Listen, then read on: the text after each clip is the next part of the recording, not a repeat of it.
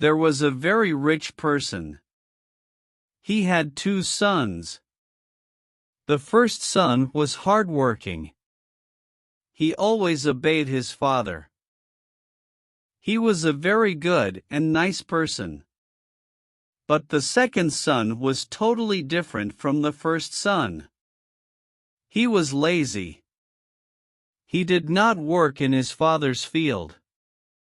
He was disobedient to his father. He wanted to lead a gay and free life.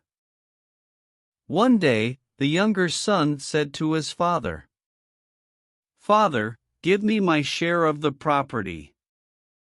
The father felt very sad. He divided the property. The second son took his share of the property. He left home with his share. He went to a distant land. There he made a lot of friends. He spent his property lavishly on his friends, food, and drinks. He had many bad habits too. He wasted all the money. Soon he was left with no money. His friends saw this. They all deserted him one by one.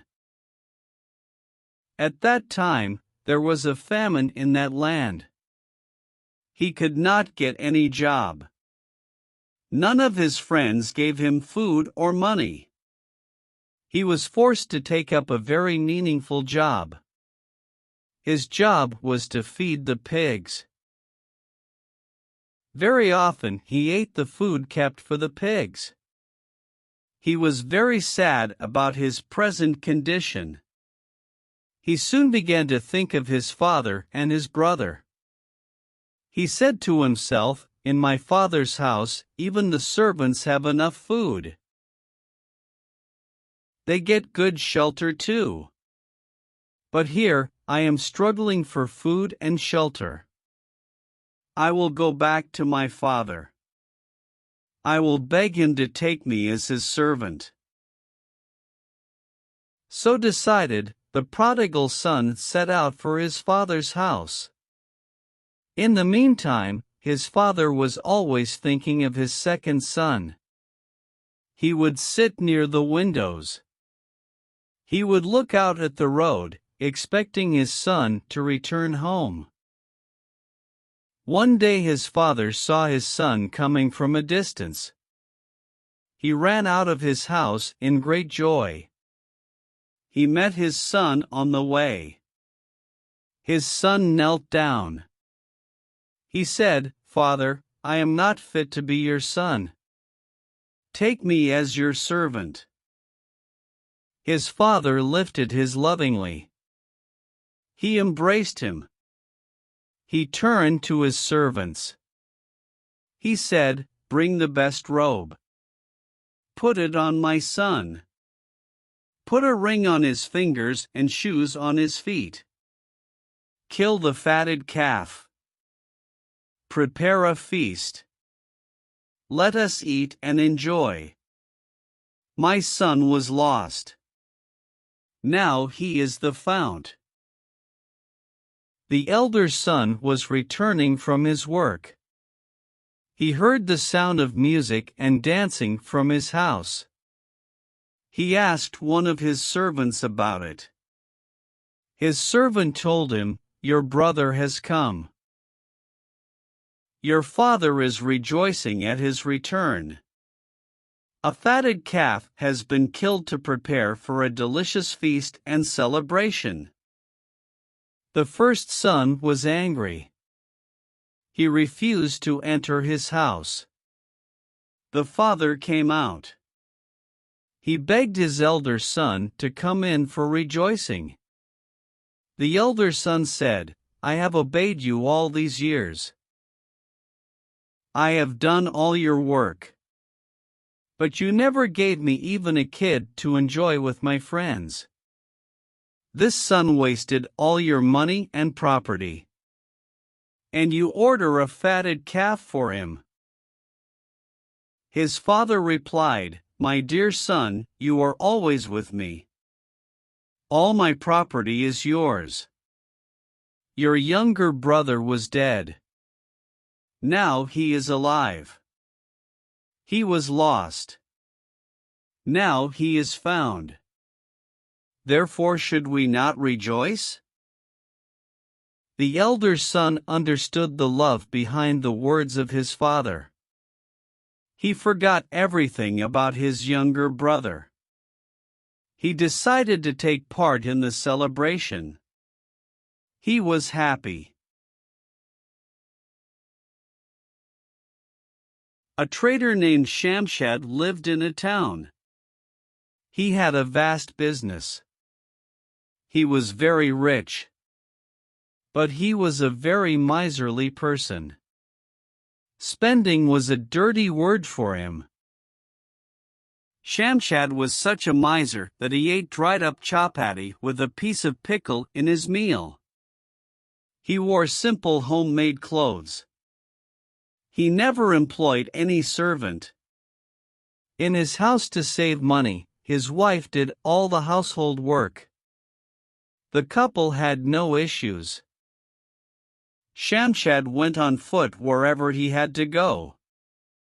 All people knew that Shamshad was very wealthy but extremely stingy. So, Shamshad had been nicknamed Tight Fist. All the money he earned he would convert into gold coins. Behind his house, he had a big garden. He went there every morning and evening for a walk. There, at a spot, he had buried a big earthen pot in the ground. That pot contained his gold coins.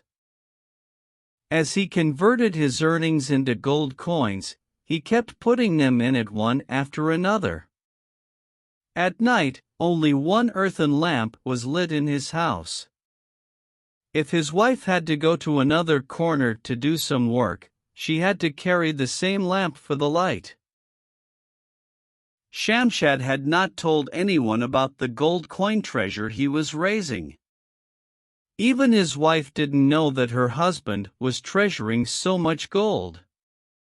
She thought that he was living on crumbs because his business was not doing well. His wife Shanaz was a simple Orthodox woman. She talked to no one else except Shamshad. She never went out of the house. She had no knowledge that her husband was notorious as Tight Fist. Shanaz yearned for fine clothes and jewelry. But she never made any demand on her husband under the impression that he was poor. If ever there was a vegetable or roti left over, he would not let it be thrown away. He ate the same as the next meal. He even avoided using shoes or slippers to save them from wearing out. Every 6 months, he would get his head shaved off to save on periodic haircut expenses. He wore dresses inside out after the normal wear to save on washing. All the time, Shamshad thought of new ways of saving expenses. He did go to the garden every day. His wife thought it was for health reasons. But the fact was that he went to enjoy the fruits of his miserliness. He would gleefully watch his treasure, and sometimes he would even count the gold coins. It had been happening for quite a long time. One day a thief happened to peep in over the wall of the garden and saw Shamshad putting a gold coin in his treasure pot. The thief waited for the night to fall. In the darkness of the night, the thief made off with a pot full of gold coins. In the morning, Shamshad went into his garden as usual. His blood curdled when he reached his treasure spot. There was a big hole where his pot used to be. He felt giddy. Should he tell his wife or inform the police? His mind was not working. He staggered a few steps and collapsed. When he didn't reach home for quite some time, his wife came to the garden looking for him. Shamshad was carried into the house with the help of some neighbors. He fell ill due to grief and shock. Medicines were doing no good to him.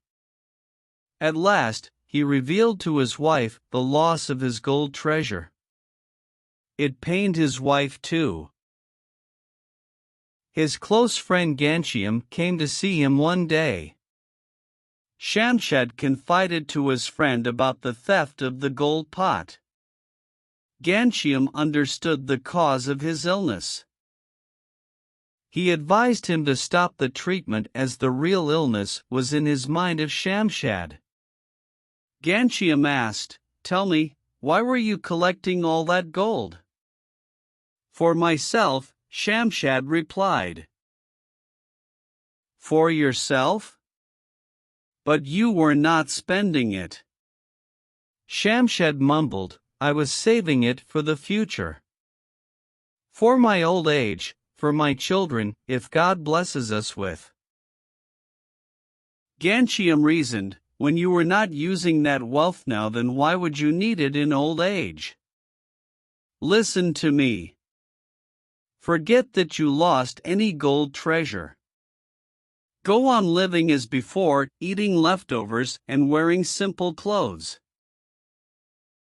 Shamshad moaned, "How's that possible? I have lost my treasure. How can I remain calm?"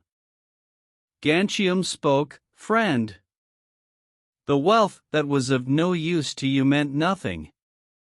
Who has that gold pot right now makes no practical difference to you. Maybe the thief is putting it to some good use.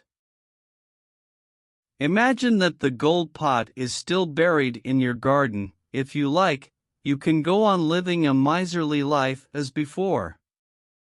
If you have learned a lesson, then spend the money you earn from now on for the happiness of your wife and yourself. Don't worry about the children which you don't have, unfortunately. You have lost nothing but gained a valuable experience." Shamshad saw reason in his friend's advice. Gradually, he became healthy again. The experience changed his habit. He was no more tight-fisted. He spent money and lived comfortably with his wife.